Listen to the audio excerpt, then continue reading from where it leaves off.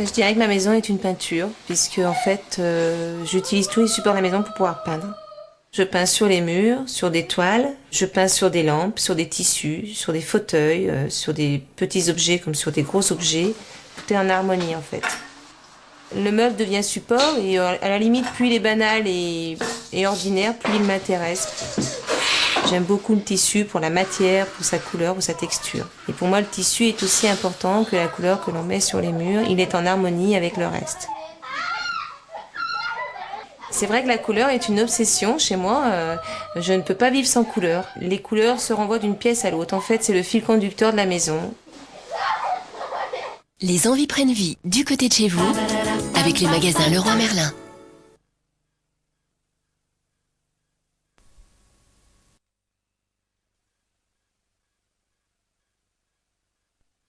Du côté de chez vous avec les magasins Leroy Merlin.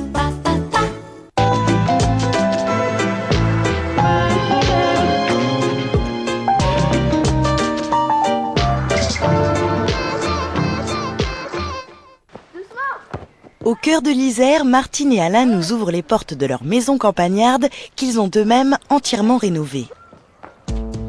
Dans le magazine, comment transformer une ancienne ferme dauphinoise en maison de caractère. Côté déco, ici la couleur et les fresques s'offrent des pigments naturels. Côté idée, Martine joue également du pinceau sur ses meubles. Enfin, côté pratique, comment rénover un vieux banc avec une mosaïque.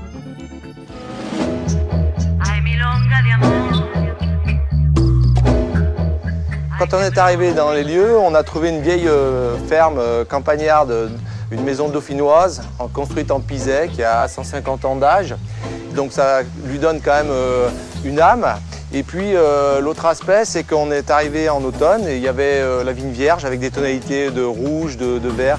Là, ça nous a comblé et charmé. Et puis l'autre aspect, c'est qu'on est quand même à l'intérieur des bois. Donc on apprécie la liberté et l'indépendance du lieu.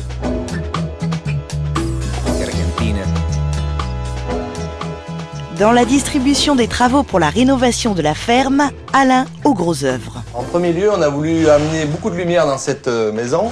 Donc on a déplacé un petit peu les cloisons, on a fermé une porte ici, on a agrandi l'ouverture de la cuisine.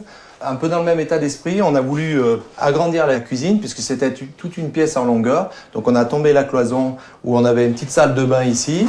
Mais Alain, qui vivait dans ces pièces autrefois ?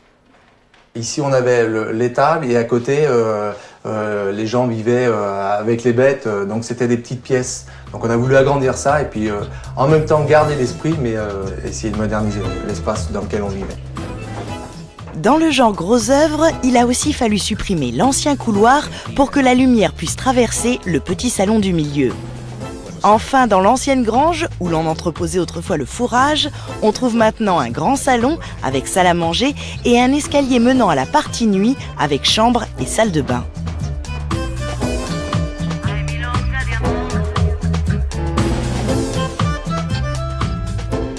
Ici, le blanc n'a pas sa place. Tous les murs sont dans la même gamme de couleurs et se couvrent de jaune ocre et rouge terre de sienne. Mais Martine voulait en plus conserver un rendu brut, comme la terre du pisé d'autrefois. Comment avez-vous fait pour retrouver cette texture ? Alors en fait, comme on avait une grande maison, donc beaucoup de surface à peindre, d'un point de vue économique, au départ, j'ai donc utilisé des pigments naturels. J'imbibe mes pinceaux de la couleur avec les diluants, je les passe sur le mur et j'essuie. Alors on peut très bien essuyer avec des chiffons comme avec des éponges, on essuie avec ce qu'on veut en fonction du rendu. Outre le chiffon, Martine sait également manier le pinceau. Elle ne peut s'empêcher de peindre au moins une fresque par pièce.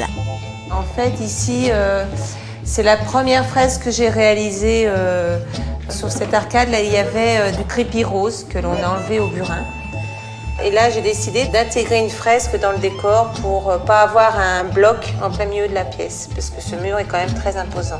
Les fresques de Martine sont d'inspiration gallo-romaine, orientale, et pour les chambres d'enfants alors ? On a un château fort avec qu'elle a dessiné par rapport à un livre. Dessus, il y a des fantômes, il y a des chauves-souris, c'est fantastique.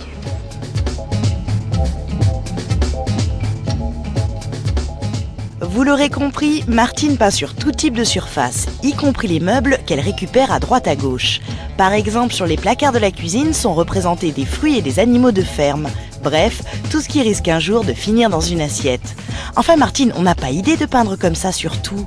Je peins sur les meubles parce que j'ai envie de leur donner une touche d'originalité et une touche personnelle à ces meubles-là, quoi.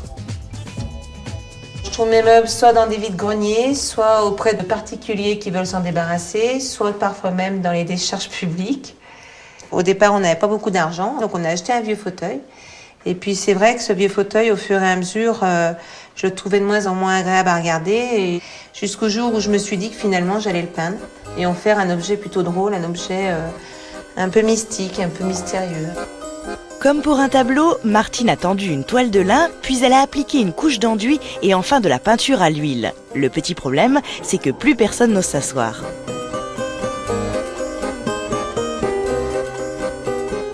Martine a une autre passion, la création de mosaïques. Et ça tombe bien, aujourd'hui elle s'apprête à donner une seconde vie à un vieux banc en ciment.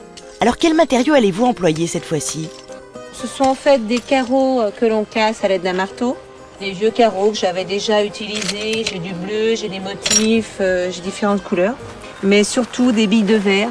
Et je vais donc en coller la faïence sur le banc. Une fois la faïence en place, il faut appliquer le joint, ici coloré en bleu, toujours à l'aide de pigments naturels. Et comment fait-on pour enlever le surplus? Bon, après là c'est extrêmement long parce qu'il faut gratter tout ce qui est sur la céramique.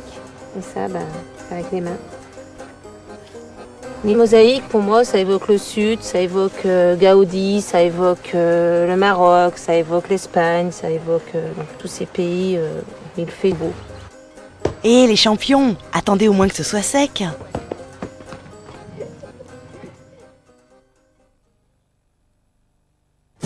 Les envies prennent vie du côté de chez vous avec les magasins Leroy Merlin.